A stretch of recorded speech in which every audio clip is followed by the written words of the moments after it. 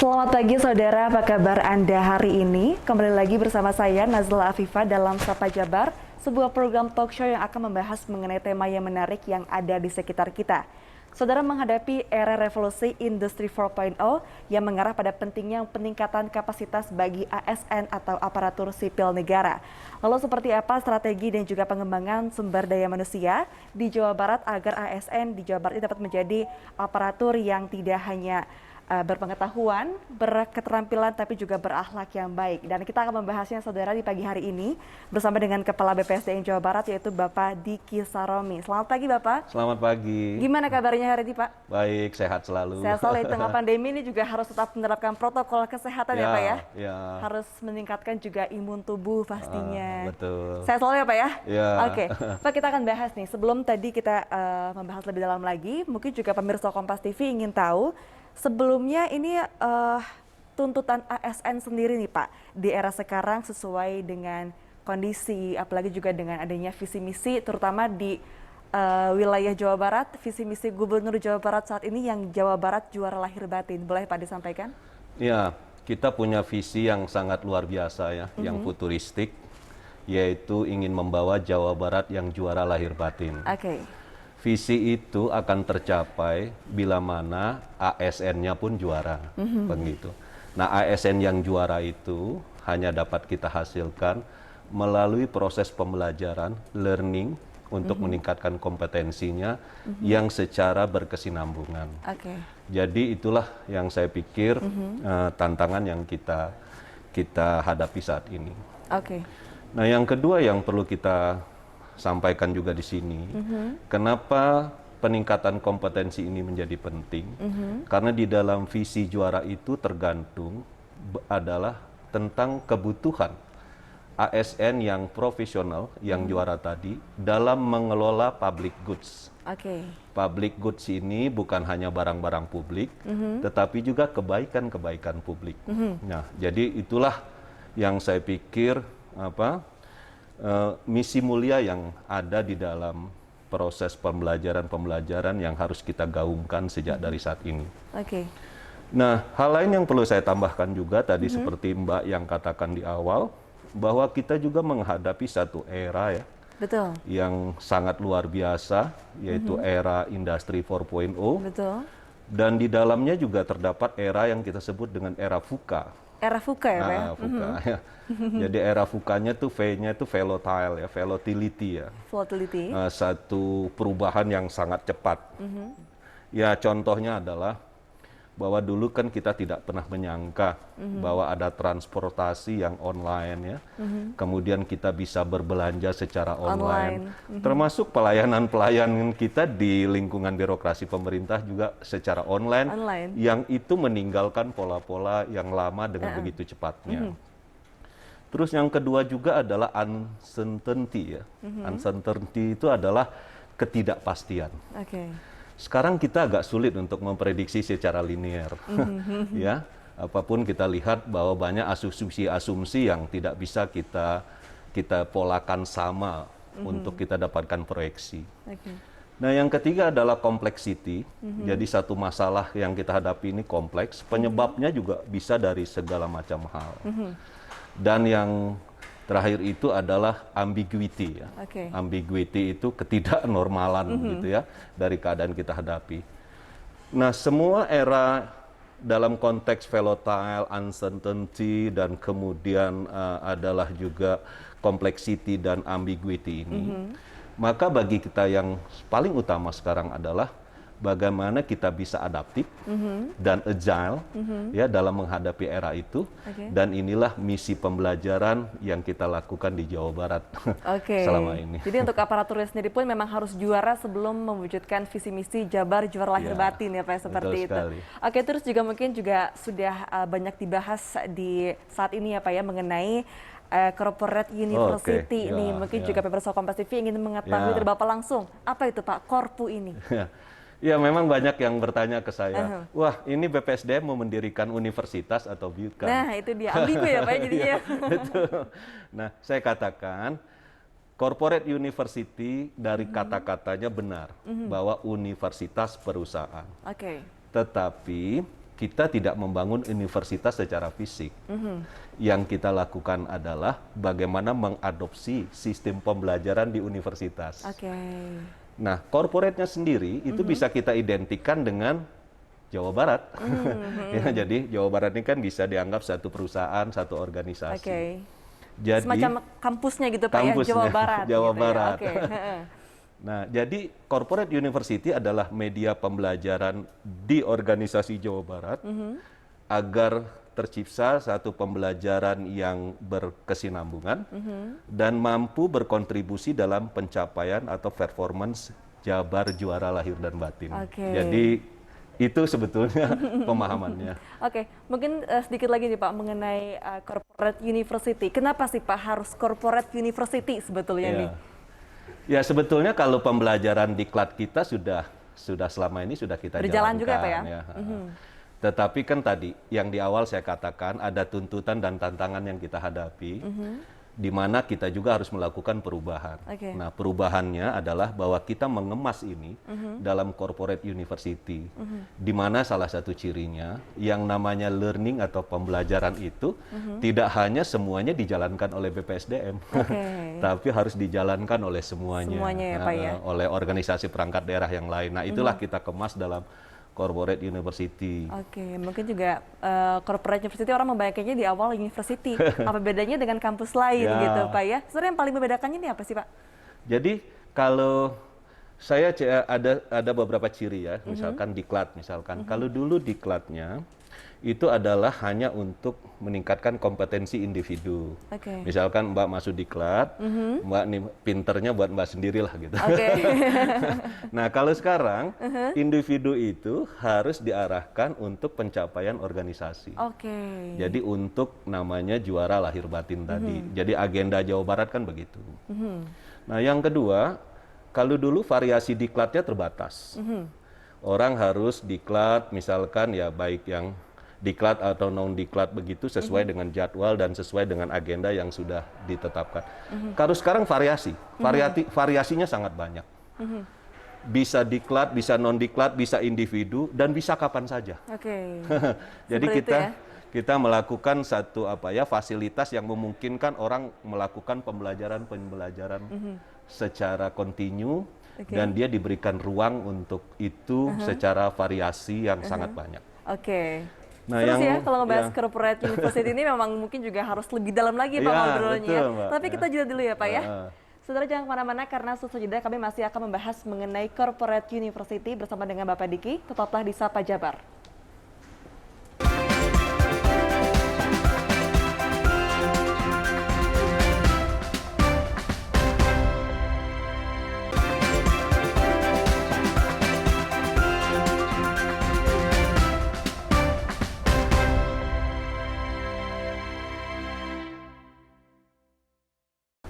Saudara, terima kasih Anda masih bergabung bersama kami dalam Sapa Jabar. Dan jika Anda baru bergabung, di pagi hari ini kami masih berbincang dengan Kepala BPSDM Jawa Barat, yaitu Bapak Diki Saromi. Bapak, kita lanjut lagi ya. Masih semangat Pak? Siap. Siap semangat ya. Sebelumnya tadi kita membahas mengenai corporate university ini Pak. Sebetulnya nih, belum ditanyakan tadi, ini sudah dimulai sejak kapan nih Pak adanya corporate university ini? Jadi corporate university ini kita mulainya itu di tahun ini ya, dan puncaknya di tanggal 3 November 2020. Baru banget berarti masih seger ya Pak ya. Jadi kita berhasil dijadikan sebagai pilot project nasional. Satu-satunya provinsi yang dijadikan pilot project nasional untuk menerapkan corporate university. Dan itu MOU-nya ditandatangani tanggal 3 November 2020 itu antara Menteri Pendayagunaan Aparatur Negara dan Reformasi Birokrasi, kemudian Kepala LAN RI dan Bapak Gubernur Jawa Barat. Banyak pihak yang sudah terkait juga di sini ya Pak ya pastinya ya. Kalau untuk gagasannya nih Pak dan juga konsepnya seperti apa nih kira-kira Pak dengan corporate university ini? Jadi kita tadi sebagaimana yang saya sampaikan, jadi bagaimana proses learning ini dapat dilakukan berkesinambungan dan dapat meningkatkan performance organisasi dalam ini Jawa Barat. Kita ada 7 tuh Mbak. Jadi ada 7 yang kita jadikan patokan dalam menjalankan corporate university ini. Yang pertama adalah learning strategic governance ya. Jadi satu dukungan kebijakan dari pimpinan ataupun dari organisasi untuk menjalankan ini. Kita sudah punya MOU, sebentar lagi kita punya peraturan gubernur. Langsung terbit ya, terbitnya ya Pak ya. Terbitnya. Yang kedua learning focus, karena tadi kan misinya untuk peningkatan atau pencapaian Jawa Barat juara, kita fokusin nih buat meningkatkan proses kompetensi ASN untuk mendukung, mensupport itu, fokus itu. Jadi contohnya adalah misalkan nanti desa juara, kemudian kota juara, gitu. Jadi menyebar ke semua juga ya Pak ya? Semua itu ya yang kita lakukan itu. Yang ketiga adalah ada yang namanya learning source atau knowledge management.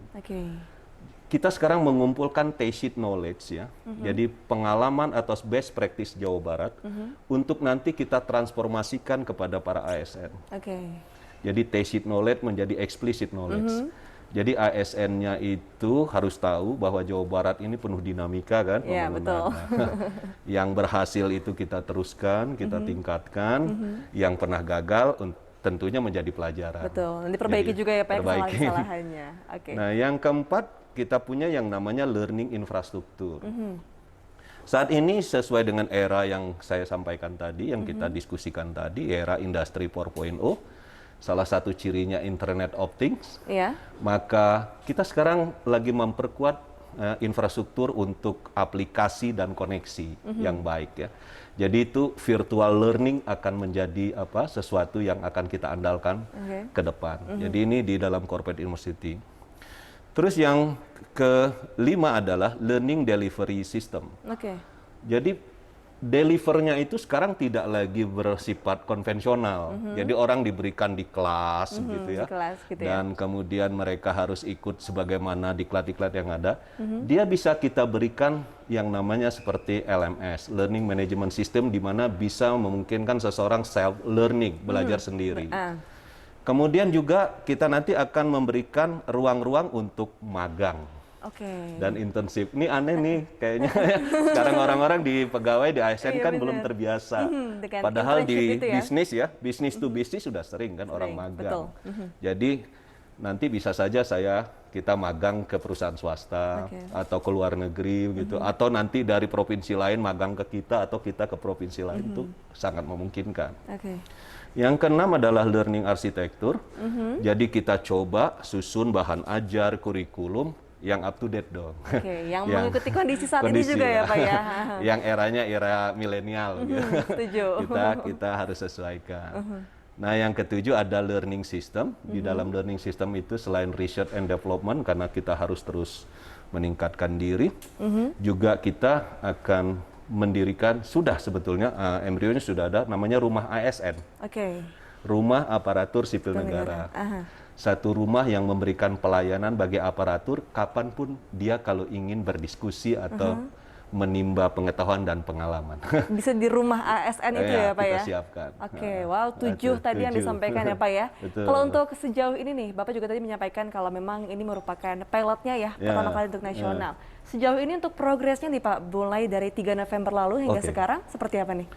Jadi 3 November kemarin sudah MOU, sekarang kita lagi membahas peraturan gubernurnya. Dan kemudian kita sudah menyusun beberapa struktur organisasi dan juga rencana program kerja. Itu bagian nanti yang akan kita lakukan di dalam pembahasan peraturan gubernur maupun nanti juga turunannya. Nah selain itu saya juga sudah mengembangkan infrastruktur learning nih. Jadi saya punya studio learning.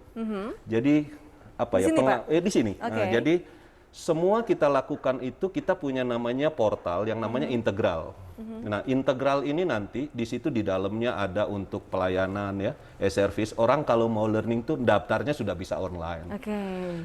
Dia sudah tahu jadwal pembelajaran. Dia mau diskusi kapan juga sudah bisa disediakan.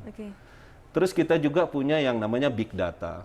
Big Data itu kita akan mengumpulkan proyek-proyek perubahan. Mereka kan punya inovasi kan, si para siswa ini. Untuk nanti bisa kita kumpulkan, untuk kita nanti bisa transformasikan kepada seluruh organisasi yang membutuhkan. Kemudian kita juga punya, ya tentu ada media sosial yang kita kemas. Kemudian kita punya namanya juga adalah dalam rangka untuk multimedia juga. dan ada studio learning. Oke. Studio learning itu jadi milenial yang orang juga pasti akan semangat oh nih. Oh iya, betul. Di corporate university ini. Jadi kalau di studio itu kalau kita lakukan secara virtual seperti di dunia nyata. Oke, real ya, real set ya Pak ya. Kayak gitu. asli gitu. Juga ini pasti akan sangat minat dari para aparatur sipil negara pun juga akan semangat ya Pak ya, karena ini sebuah program media yang mungkin juga baru namun juga excited nih. Sejauh ini respon dari beberapa ASN seperti apa nih Pak? Wah, saya melihat bahwa mereka benar-benar sekarang sudah mulai antusias antusias, exciting ya dengan apa yang kita lakukan. Dan apalagi kita punya sesuatu yang kita lakukan secara mudah dan aksesnya bisa terjamin dengan cara-cara yang virtual learning tadi.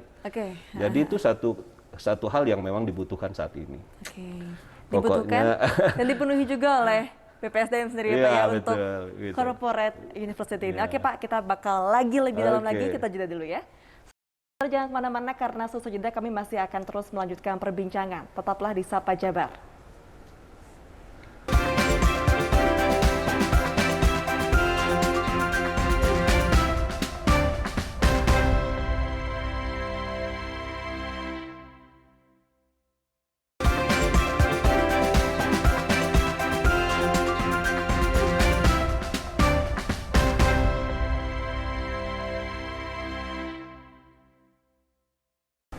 Saudara, terima kasih Anda masih bergabung bersama kami dalam Sapa Jabar, dan jika Anda baru bergabung di pagi hari ini, kami masih bersama dengan Kepala BPSDM Jawa Barat yaitu Bapak Diki Sarami. Bapak Diki, kita lanjutkan lagi ya. Ini juga mungkin pemirsa Kompas TV semakin penasaran nih mengenai corporate university ini. Nah, Pak, mengenai tata kelola ataupun juga tata hubungan nih, corporate university Jawa Barat seperti apa nih Pak? Ya, jadi kita sudah menyusun struktur organisasinya buat corporate university, karena yang namanya universitas perusahaan, dalam hal ini perusahaan adalah Jawa Barat, maka kan semua pihak harus terlibat, in charge di dalam proses pembelajaran itu. Jadi kita tegak lurus dengan visi misinya Jawa Barat, Pak Gubernur. Nah, jadi visinya juara. Dari visi juara itu nanti kan ada misi-misinya. Iya, betul. Misi-misinya ada 5 tuh ya. Nah, kita memerankan ada satu yang namanya, kita mengadop dari universitas tuh ya, ada yang namanya dekan kan, dean ya, fakultas ya. Nah, fakultas itu dipimpin oleh Pak Asisten dan wakilnya oleh staf ahli.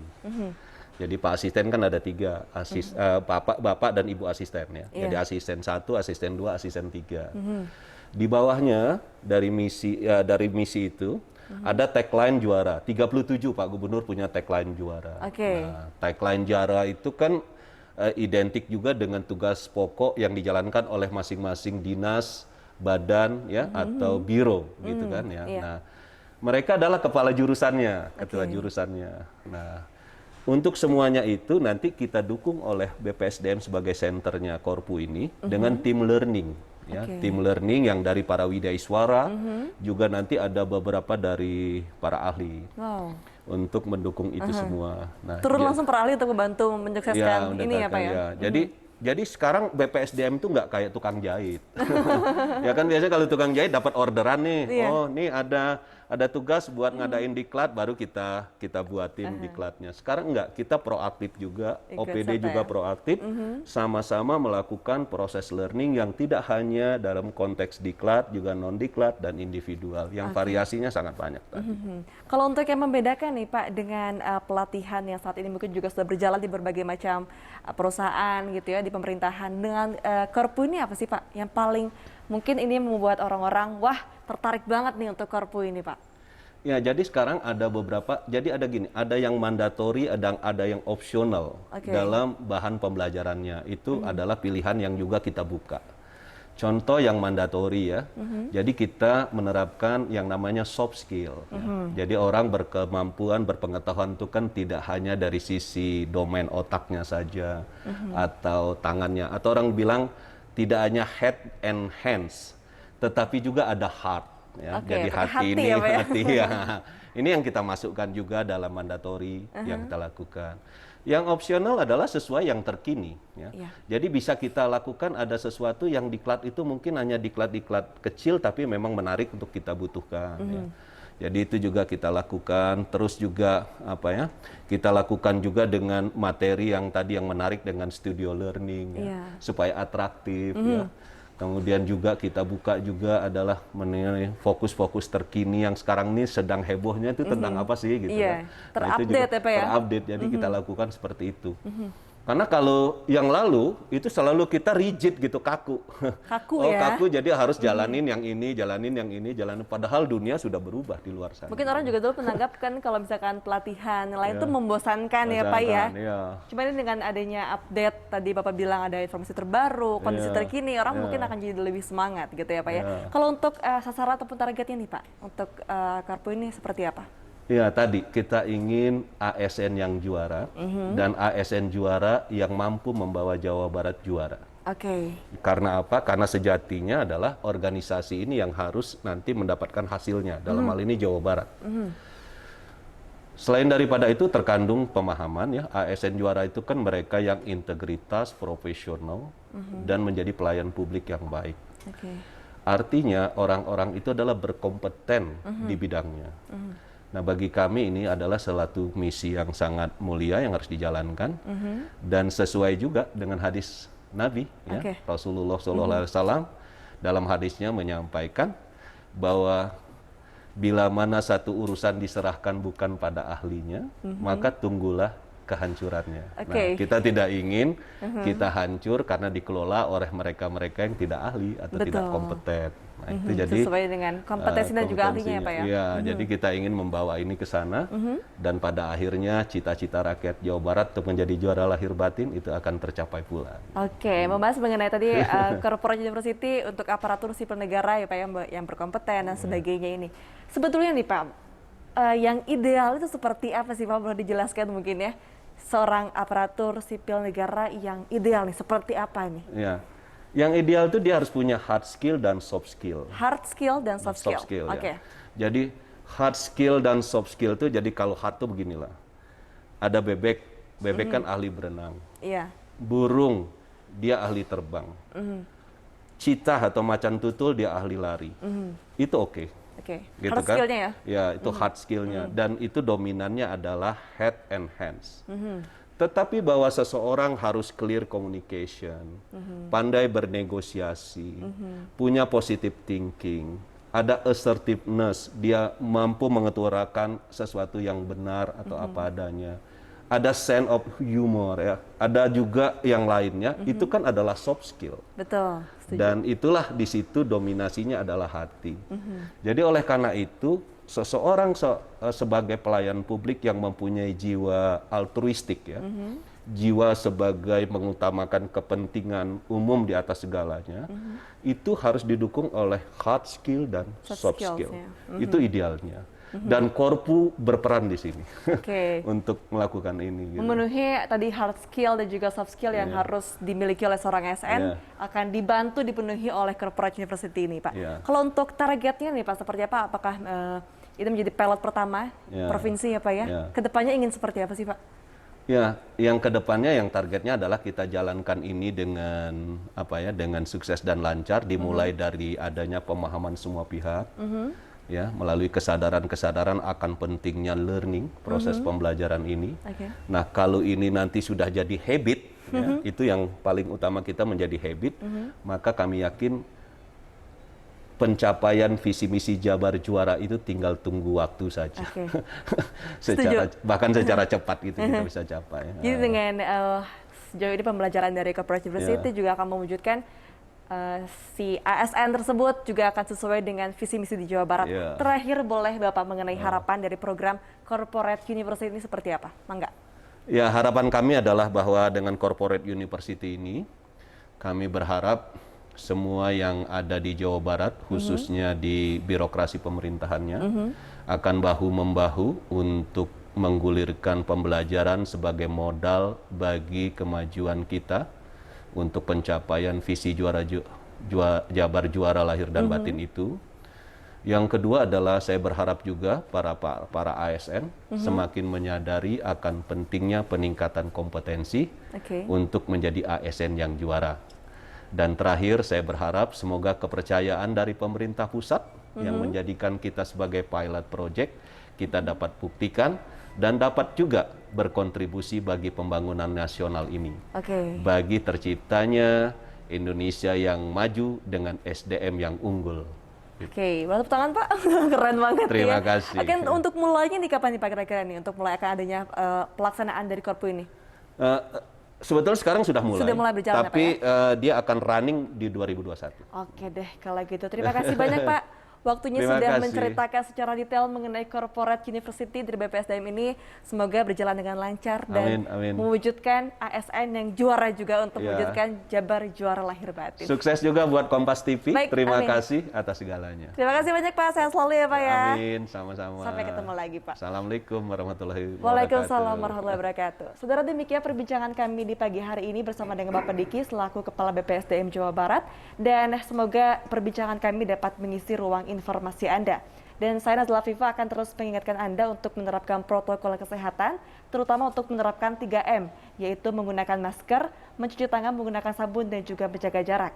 Saya Nazla Afifa beserta kru yang bertugas mengucapkan terima kasih, sampai jumpa dan selamat beraktivitas.